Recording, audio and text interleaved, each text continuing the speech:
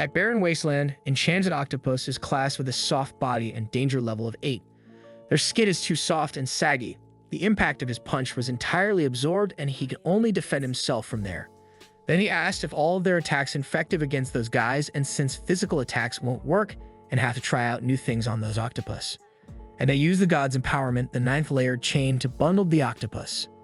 And the octopus is finally down, and it seems like it ate an entire wasteland of living organisms, and somehow doesn't seem like its Juzilo B-grade enemy. But the guy said they are a step behind, fall back, and they notice that the octopus is about to give birth a fetal demon of consumption of class parasite, danger level of 5. Then he noticed that the entire place is going to go down and told everyone to get behind him, that something scarier is coming.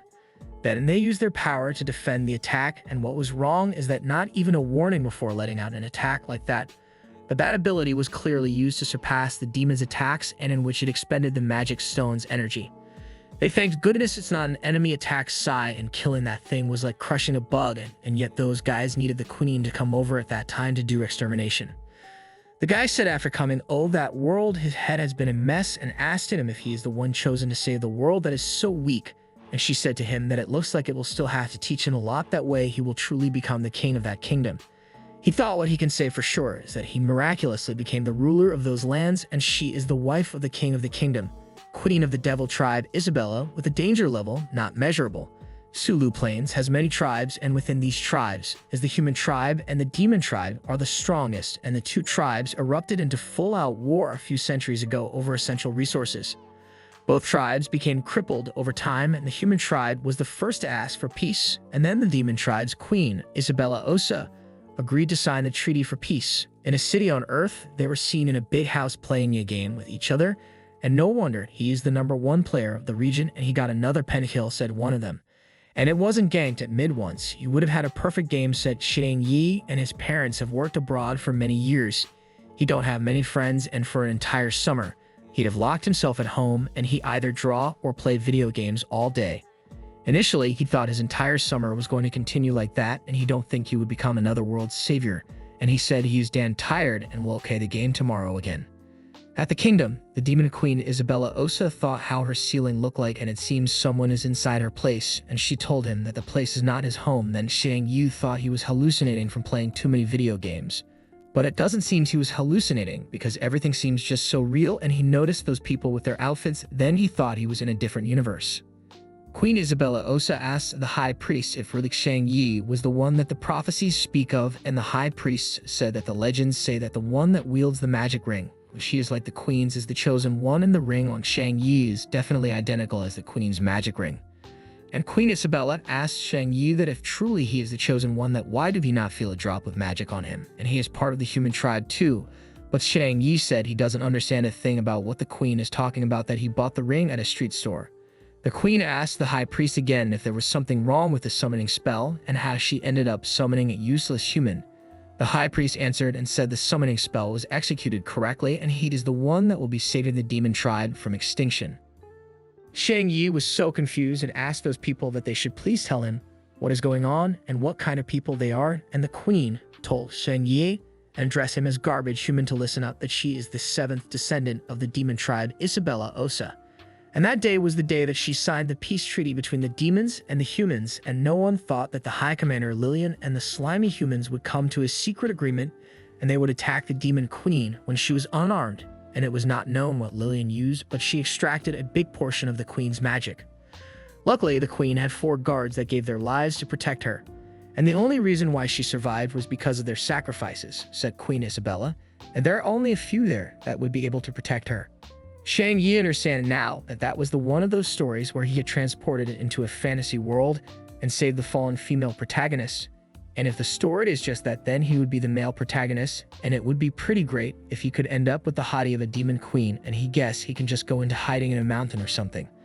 The queen asked Xiang Ye if those slimy humans would let her go, and one of her fighters said they were chasing them earlier, and that's why they ended up being surrounded there. The others said the queen had depended on the chosen one as the last resort, but they didn't know that they were useless shit, and asked if the queen was alright.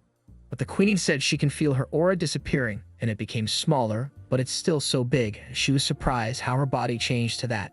The high priest said to the queen that it's probably because the queen's aura has been depleted, and that is probably why her body has altered to that figure. Then she asked the priest how she's supposed to present herself to her own people, and her servant pitied her because she extended her aura for them, and they went ahead to deal with Xiang Ye. Because of that piece of trash, Queen Isabella ended up like that.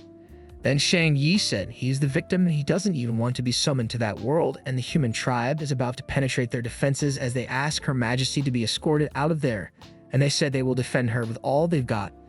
The queen said she's so fortunate to have fighters like them that care so much for her. Then the high priest told her that she looks no different to an average human, and this makes her escape easy, but she can't let the humans find out about her true identity. He said further that he will remain there to fend for those guards there, and also that they can buy her some time, but she insisted that no matter what, she will not leave her own people there. They use power to encamp themselves up, and Xiang Yu thought that when the human tribe enters, he will ask for them to send him back, but the fighters were told to go after him, and he begged the guys to just leave him alone. The high priest said he has been to aid 5 generations of leaders, and this will be the last time, and he told the queen to allow him to be of service once more to the queen, and he uses his power to take them to another place. Torse Angus, who was a regent, asked where the queen was, and the light faded out. The queen Isabella, Xiang Ye, and her fighter are still surrounded by the human tribe in another place, and they saw a castle that they were at a moment ago, and they told the queen to hold off herself, that the place is not quite far from there. The queen said they should not worry, that she won't mourn at a time like that, and she will avenge all the soldiers that have sacrificed themselves. They found the remaining troops belonging to the demon tribe as an arrow passed through and entered one of the fighters' arm, and she was told she was bleeding a lot, but she replied that it's an arrow from the humans, and she was told to leave the place by her fighter, that they will hold them back for her. The king said that they will get 20 units of gold for every demon skull that they will bring back, and the fighter addressed Xiang Yi as a garbage human and asked him to tell her and promise that he will protect the queen, and it's her final request, then he said he will. Xiang Yi held the queen's hand because the queen said she wanted to fight among her troops, but Xiang Yi told her that she would end up killing herself if she went and fought, and asked her to run with him. So the queen said she will rather die than abandon her troops to fend for themselves, and he told her to stop fooling herself around Tat. If she go back to fight, then what good are their sacrifices, and if only she lived will she be able to avenge her fallen soldiers, and if she die that she will truly be leaving their legacy to rot. The demon's skull is mine, and why don't you let me have a bit of fun before he decapitate them, said one of the fighters to the demons as Queen Isabella decided to follow Xiang Ye. And on their way, they were surrounded by fighters, and the fighters said they were too human and their clothing seems weird, and they might have been the demon tribe's slaves. And as Queen Isabella heard about them killing the both of them, and she uses her power to destroy them all, Xiang Yi hold the queen back from destroying the fighters, and he told her that she is really excited to see her own people.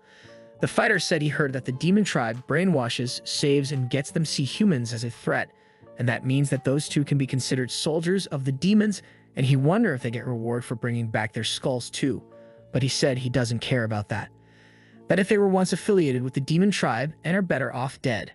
But Xiang Yi noticed that the guy is actually willing to kill people of his own kind, and he whispered that he just has to suppress it for once so that they both get to live. Then the queen whispers back, and she said he can only avenge his people if he is alive. Xiang Yi has the queen's head bowed down in front of the fighters, that she is so traumatized that she really thinks that she is queen. But the fighter said he doesn't care what they have been through, and all he wants to know is if their skulls are worth the rewards. The fighters discuss among themselves that it looks like whoever kills them first reaps the benefits, and the others said there are only 2 of them, and he thought about how they will split the rewards amongst themselves, but Xiang Yi pleads for their dear life as the fighters want to slay them with their sword. But they were stopped by a man on a white horse, that they are their knights, and they will be punished if they were found not to be in the front lines, because those aren't part of their squad that are part of the White Dragon squad. One of the fighters said they are part of the Red Dragon squad and asked if he was there to provide support, but the White Dragon squad said he heard everything they said a moment ago and told them to go out the site and look for their leader and pretend he didn't see anything. One of the Red Dragon squad said since he is the leader, and he does remember that the White Dragon squad doesn't have as many rights as the Red Dragon counterparts. The fighters from the White Dragon squad said that since he knew he was the leader of his squad, that he is the one that has lesser authority over him, and he said no matter what squad he was, he had permission to execute all of them all. Then all the Red Dragon squad understood him already and left immediately. Xiang Yi said the soldiers have all left, but all that are left are the stronger ones, as he whispered to the queen. The soldier introduced himself as Sophises, the head of the White Dragon Knights, and asked them the reasons the 2 of them had been captured by the demon tribe and made them slaves. Xiang Ye said jokingly that it's a relief to see the master of the White Dragon Knights, and if he had arrived a second later, he might not have had his life, as Sophises pointed a sword to his eyes to answer his question, or else he will lose his life there, and he yelled that if he wants to kill them, he should just do it, and don't screw around because he can't keep his mouth shut, that he might die if he end up saying the wrong things. Then he said he was captured not long ago, and he didn't remember the specific time, or he was maybe 5 or 6 years old. Sophises asked in his roles back at the demon tribes, and he thought that what role would he even have, and all he did was to play games all day, and he didn't even have any sort of qualifications, and he said he was just an assistant cook. And he regarded the queen as his wife, and she was also captured by the demon tribe as a slave, and asked them if it was true or not, and asked them Xiang Ye that why is he walking around naked, but Xiang Ye thought in his mind that he was the queen's bitch, and that's why he stripped naked and walked around. But he said he can't even say that. Sophises said the demon probably took his clothes away since he had often tried to run. He gave him his coat and put it on him. Xiang Ye noticed that Sophises have a loving aura around him, and Sophises told them that the queen and Xiang Ye have been oppressed for too long and asked them both to follow him and he will bring them home. But the queen asked Sophises that which home will he take her as the ruler of the demon tribe, and Xiang Ye whispered at her. He put trap shut. And a guard came to report to Sophises, the head of the White Dragon Squad, that the Red and Black Dragon Squad have both retracted their troops and told him to advise him. And Sophises told him that if he do anything else that belittles him, and he will make their life a living nightmare. Then Xiang Ye told him and said he should please keep his profile to a low, and they can only listen to them for now, and the last thing he want is for his identity to be exposed. Then Sophises said if he ends up going back to the human tribe with those people, he can forget about ever coming back to the demon plains. But Xiang Ye called him an idiot, that if he gets slaughtered on the spot, he can forget about going anywhere, and told him to listen to him and not expose himself. Then Sophises said if there is no need for him to intervene, then they should both go home and come with him. Xiang Ye shouted in Sia's victory to the White Dragon Knights. Xiang Ye said as they both followed Sophises to his house, and he said where the human tribe resides at the wall are so high, as he holds the queen so tightly on the horse, and he said the reason is that it is his first time riding a horse and he is a bit scared. At the capital located in the southern end of the mainland, the location is comfortable to live in all 4 seasons. The location is high in resources at Ayer's wall, embedded with powerful cannons to dish out powerful physical defenses, and the wall is also protected by high-level sorcerers, and the human dress is completely different, but compared to in the demon tribe, and they do bow the moment they see knights, and it seems like a respectful settlement. Sophises has called out Xiang Ye and Yu Bell because Xiang Ye don't want to let him know the queen as Isabella and the head of the night. Sophises said both their names are strange and asked if the demon tribe changed their name for them, and he said his old man changed it for him. Then he asked him if he remembered his old names and his family, and he answered and said he doesn't remember the events prior to getting captured. At the royal family house, Talsbury, Sophises told everyone to get off their horses and head back to the royal palace. Xiang Yu thought about the guy who blocked the way of the soldiers, and Queen Isabella said the clothes that he's wearing look like they belong to royalty. And the guard told Xiang Yu to quiet down because Talsbury is the first child of the regent, and Xiang Yi said being the first child, and does that mean his position is higher than that of the group leader? And the guard answered and said it's not just that, and he should never try to compare the royal to their group, that he is the regent's groupie. Their actual king is still young, so right before the previous ruler passed away, he requested that the current regent was to be the one that supported the ruler for the time being. The regent has all the strongest cavalry, and it could be said that he is above all men. Then the queen said there is nothing special about the Talsbury, that if it wasn't for the disappearance of her magic powers, he would be no match against the demon queen. The guard told Xiang Yu to tell the queen to stop spewing nonsense, or else they are going to lose their heads, and if she says anything else, he will smack her, said Xiang Yu.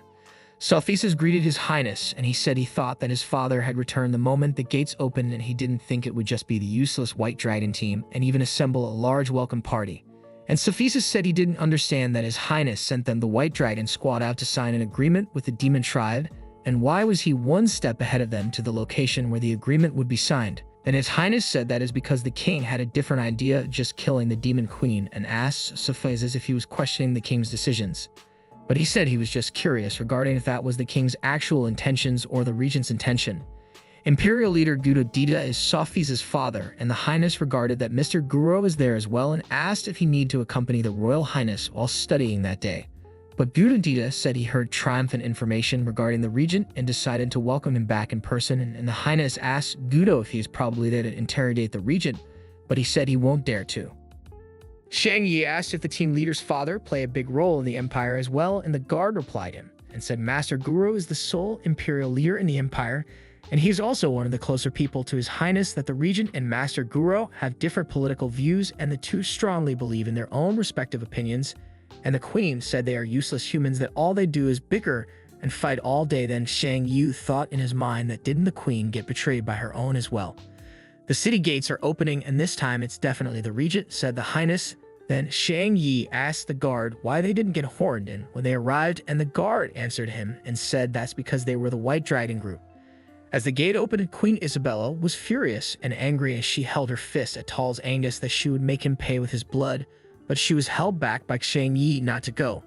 And Tall Angus asked if only Mr. Guru is there to welcome him, but he said he was only the one but the Highness as well. And Mr. Guru said it is unfortunately tagged His Highness cannot rest it, that he would like to go meet the Royal Highness with him, and Tall's Angus said that is fine, that he wanted to report the results to His Royal Highness that day, and he insisted they should go together.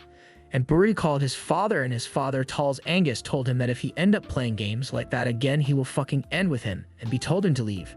Buri said sharing responsibilities and fulfilling wishes, that what the Regent did is punishable with great offense. Then Mr. Guru said His Highest requested that a contract should be signed with the Demon Tribe to come to truce, and the White Dragon group was also sent out to represent them, but the Regent rushed ahead to the location to break the deal and execute the Demon Queen. And not only did His Highest name become tainted by that man, and there will also be more severe repercussions in the near future if the missing queen returns to the Demon Tribe. She will engage on all-out war against them. Then Cephesus said the clash between the two tribes will result in nothing but the loss of their people, and his student said to Cephesus he regarded him as teacher, that he seemed to be very passionate about that, but there must be other reasons for doing that. Regital's Angus told His Highness to please allow him to present the full follow-up report what has happened.